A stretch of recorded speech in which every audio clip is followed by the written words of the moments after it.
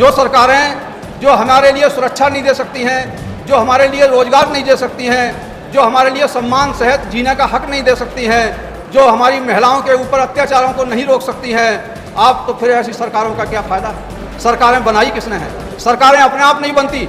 जिस तरह से दंगे अपने आप नहीं होते, उसी तरह से सरकारें भी अपने आप नहीं बनती।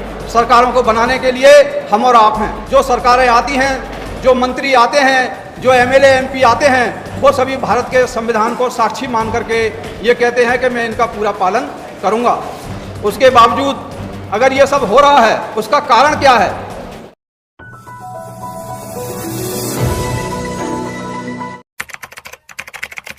वायलेंस फ्री इंडिया ये आज की ज़रूरत नहीं है,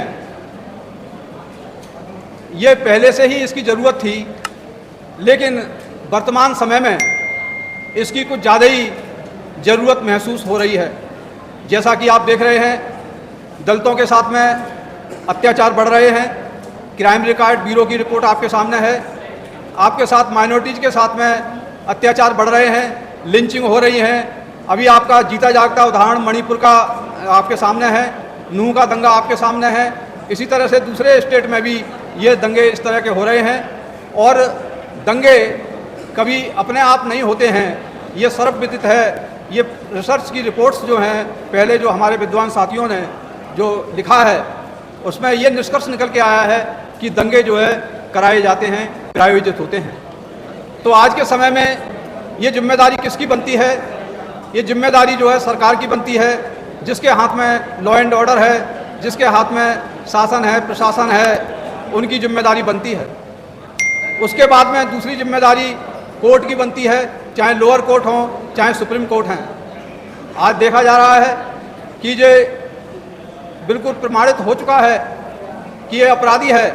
उस अपराधी के लिए जब बरी किया जाता है तो ये एक हद हो जाती है, और जब उसका स्वागत किया जाता है तो और ज़्यादा हद हो जाती है। इस तरह के जो कार्यक्रम हो रहे हैं, उससे खाली हिंसा तो होती है, वो शरीर की हिंसा होती है, लेकिन दूसरे लोगों के लिए जो देखते हैं, अखबार में देखते हैं, टीवी पर देखते हैं, उनके लिए कितनी मानसिक पीड़ा होती है, इसका अंदाज़ा नहीं लगाया जा सकता। ये एक किसी कम्युनिटी के ऊपर नहीं, बल्कि पूरी मानवता के ऊपर हमला है। भगवान बुद्ध ने जो अपने अष्टांगिक मार्ग दिए, जो पंचशील दिए, उसमें सबसे पहला सिद्धांत यही है पंचशील के अंदर कि मैं हिंसा नहीं करूँगा। अगर मैं हिंसा करूँगा तो उससे जो दूसरे जो शील हैं, उन शीलों का कोई महत्व नहीं रह जाता। सबसे पहला जो उसका तत्व है, मैं हिंसा नहीं करूँगा। तो अष्टांगिक मार्गों पर चलने के लिए भगवान बुद्ध ने जो हमें मार्ग दिए, उस पर चल कर के बाबा साहब डॉक्टर अम्बेडकर ने उनके नेतृत्व में भारत का जो संविधान बनाया गया, उसके अंदर समता, स्वतंत्रता, बंधुत्व और न्याय की बात को प्रमुखता से रखा गया। ये उसका मूल सिद्धांत है भारत के संविधान का। और भारत के संविधान की कसम, भारत के संविधान की शपथ जो सरकारें आती हैं, जो मंत्री आते हैं, जो एमएलए एमपी आते हैं, वो सभी भारत के संविधान को साक्षी मान करके ये कहते हैं कि मैं इनका पूरा पालन करूँगा।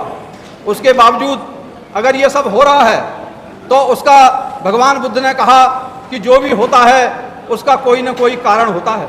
उसका कारण क्या है? कारण हमें ढूंढना पड़ेगा।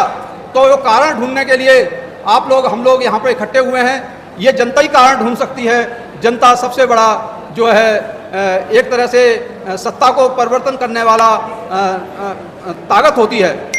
तो इसलिए जनता के बीच में हमें जाकर जनता को ये तैयार करना पड़ेगा कि हम ऐसी ताकत तैयार नहीं करें, हम ऐसी राज सत्ता नहीं बनाएं जो राज सत्ता जो है संविधान के खिलाफ जाए। तो उन्होंने कारण बताया तो बताया कि उसका जो कारण होता है उसका निवारण भी होता है। निवारण क्या होता है? वो निवारण के लिए हमें खोजना पड़ेगा। तो इसी तरीके से आज जो भारत के अंदर तमाम स्टेट में जो हिंसा हो रही है, उसका कारण क्या है? क्यों हिंसा हो रही है? आपने देखा होगा, आप अखबारों में सुनते हैं, अखबारों में अगर किसी ने कोई बात बोल दी, अगर वो बात सरकार को बुरी लगती है, अगर वो किसी पार्टी विशेष को बुरी लगती है, तो उसके ऊपर जो है जो संवैधानिक संस्था हैं, वो अंकुश लगा देती हैं, वो उनको प्रताड़ित करना शुरू कर देती हैं, ताकि लोकतंत्र में जो अभिव्यक्ति की स्वतंत्रता का अधिकार मिला हुआ है उसके ऊपर भी हम जो है पालन नहीं कर पाएँ। तो ये कारण जो है, उस कारण को अगर हम बोल ही नहीं सकते हैं लोकतंत्र में, तो ऐसी सरकार का क्या फ़ायदा जो संविधान में दिए हुए अधिकार उनका हम जो है पालन नहीं कर सकते हैं, उनका हम जो है निर्वहन नहीं कर सकते हैं। तो हमें ऐसी सरकारों को बदलना होगा। जो सरकारें जो हमारे लिए सुरक्षा नहीं दे सकती हैं, जो हमारे लिए रोजगार नहीं दे सकती हैं, जो हमारे लिए सम्मान सहित जीने का हक नहीं दे सकती हैं, जो हमारी महिलाओं के ऊपर अत्याचारों को नहीं रोक सकती हैं, आप तो फिर ऐसी सरकारों का क्या फ़ायदा है? सरकारें बनाई किसने हैं? सरकारें अपने आप नहीं बनती। जिस तरह से दंगे अपने आप नहीं होते, उसी तरह से सरकारें भी अपने आप नहीं बनती। सरकारों को बनाने के लिए हम और आप हैं। संविधान ने हमें वोट का अधिकार दिया है। जो वोटिंग राइट है वो मतलब जो है तकदीर बदल देता है।